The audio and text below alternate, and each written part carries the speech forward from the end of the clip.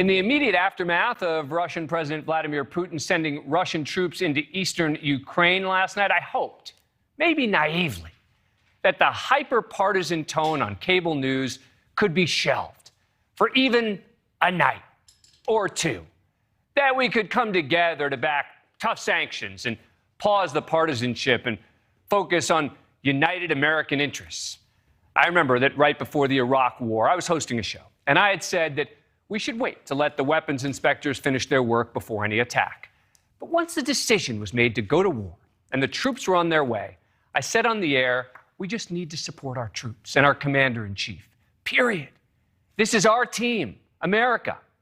And while this conflict in Ukraine is not our war, it will certainly have a major impact on our lives.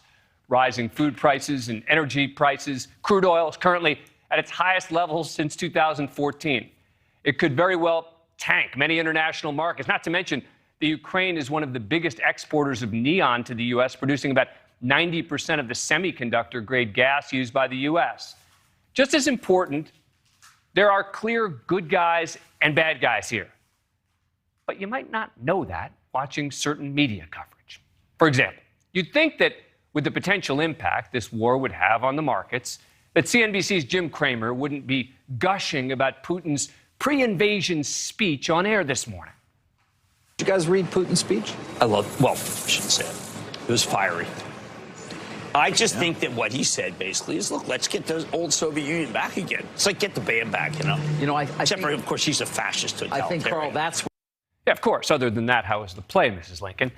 And on Fox News, some were saying that this naked aggression shows us how strong Putin is because it provided an opportunity to bash Biden. Vladimir Putin responds to strength. The Biden administration shows passiveness. He looks very weak, and Russia is taking advantage of it. And John Bolton went on MSNBC and already claimed victory for Putin. Well, I think Putin was undoubtedly waiting for a second Trump term, but he's getting effectively almost what he would have expected then. This is going to be a victory for Russia. See that? Bolton got to use it as a double political hit whammy to bash Trump and Biden. As I said yesterday, questioning U.S. intelligence or this administration's decisions or tactics are all fair questions to ask or critiques to offer. But merely puffing up Putin as a strong, tough man because he's on the verge of attacking his much smaller neighbor who is a major U.S. ally seems more than just wrong. It seems to me to be unpatriotic. Joining me now, Julia Davis, a Russian media analyst and columnist with The Daily Beast, and NewsNation's own Leland Vittert, host of On Balance, who's covered this region for years. Thank you both for coming on the show. Appreciate it. Julia, let me start with you. What do you make of this tendency on the part of many in the media to seemingly puff up Putin as the great strong man because he's willing to go beat up his little next-door neighbor? Thank you for having me, Dan. And it was well said what you said before. Politics really don't belong in our foreign policy. All that kind of division does is empower Putin. And they certainly are enjoying those video clips where he's being praised on Fox News or MSNBC or wherever that might be. And really, when majority of the civilized world is united in their opposition against Russian aggression, we should consider that and don't put politics over the right and wrong. Am I being unfair, Leland, on this? Well, I guess there's a difference between puffing him up and just calling balls and strikes, right? In the sense that when Putin invaded Ukraine back in 2014, I was there. He bested President Obama, no difference than Nikita Khrushchev bested John Kennedy at the summit in Vienna in 1961. You've got to just say how things are.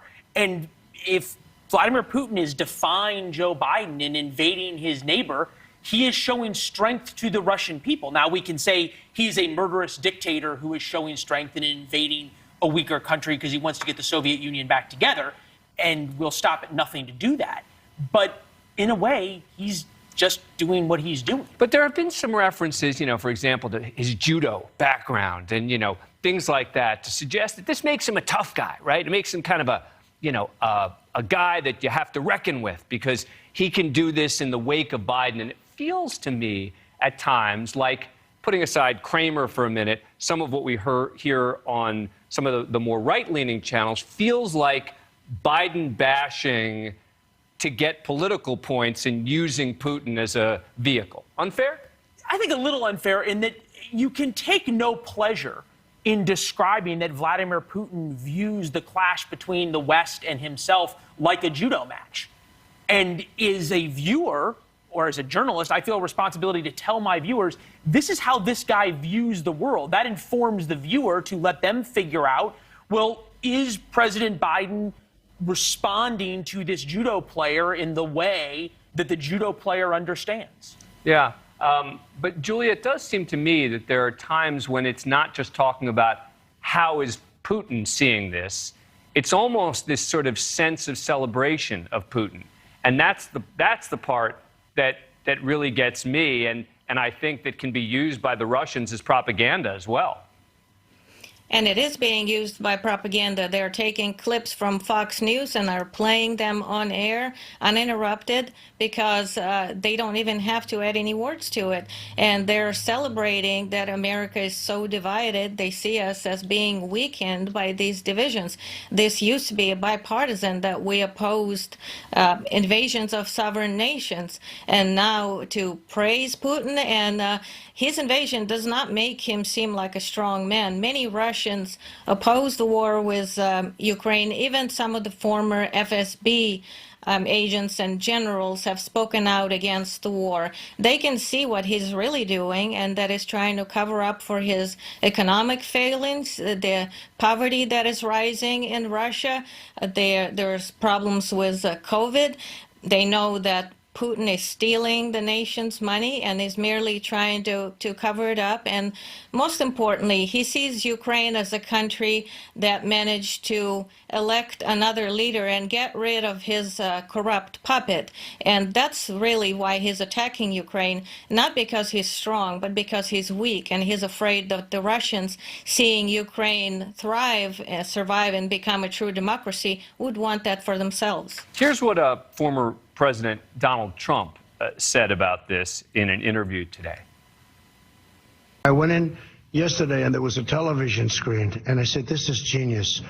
Putin declares a big portion of the Ukraine. Putin declares it as independent. Oh, that's wonderful. So Putin is now saying it's independent, a large section of Ukraine. I said, how smart is that? Leland, look, he's not literally trying to compliment Putin there. But right, and he went on, in fairness, to say this would have never happened under my tenure as president. Which was his main point. Which, by the way, is true. Well, I don't know. How do you know that it's true? Well, Vladimir Putin in 2014 tried to... Right, but you don't know that it's true that if he wouldn't have decided at this point. No, but I also know that over the 4 years of President Trump being in office, he didn't do it. Okay. But and frankly, President Trump, there was a test case of this in the Syrian desert when Trump killed 300 of the Russian mercenaries from Wagner, which is Putin's private army. And that was, at least from the intelligence that in my sources told me at the time, was that really surprised Vladimir Putin, and he decided he wasn't going to mess around anymore. But continue. Yeah, no, but look, I want to talk about the media side of this. I start to think about what would happen today if China were to decide to invade Taiwan, right? And they would just do it, right? Would we have the same kind of divide? I mean, you talk about China a lot on your show. For sure. But in that same way, we also describe Xi Jinping as a very strong leader, right? We describe how he's so if he goes into Taiwan, right? Would we say, oh, he's strong, he's showing his strength?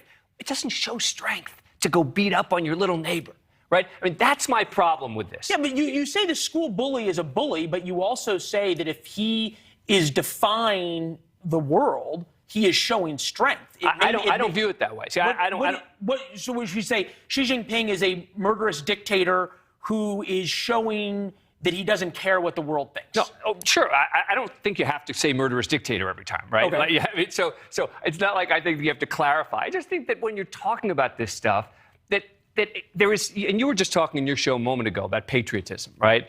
And it just seems to me fundamentally unpatriotic to be talking about these guys as if they're tough guys, as if they're big, bad, sort of celebrating these guys because you know what? They can go in and they can beat up their little neighbor. Oh, now he's showing what a big, strong, tough guy is. Yeah, the only flip side of that is that I would hope our viewers understand how Vladimir Putin views himself, because that informs how President Biden should deal with him. You deal with the schoolyard bully different than you deal with the smart, shrewd chess player. You deal with him differently than you deal with the jock. But that's not the context that they're offering. Are you sure, though? Yes. You're offering the necessary context. What I'm saying is I'm talking about the people who aren't. Let me give Julia Davis a final word on that. Yes, Dan, well said. And I wanted to add to your previous point. The Russians specifically say why they didn't invade during the Trump administration, because they saw themselves getting a lot of what they wanted. He spoke of weakening NATO. He spoke of his willingness to look the other way with respect to what Putin does in Ukraine. He tried to extort Ukraine in the infamous perfect call that was far from perfect.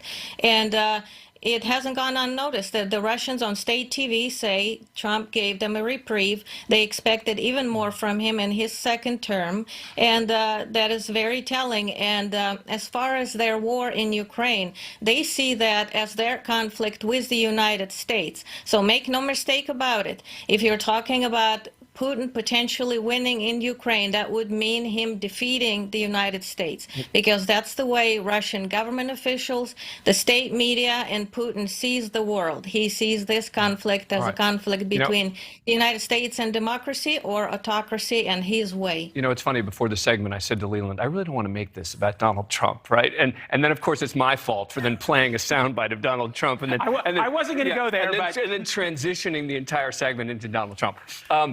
Julia Davis, thank you so much for coming on the show. Appreciate it. Leland, I got to have you on the show more. I would love to. Pleasure, anytime. Thank you. Thank you for watching. Click the red subscribe button below so you can get more of NewsNation's fact-driven, unbiased coverage.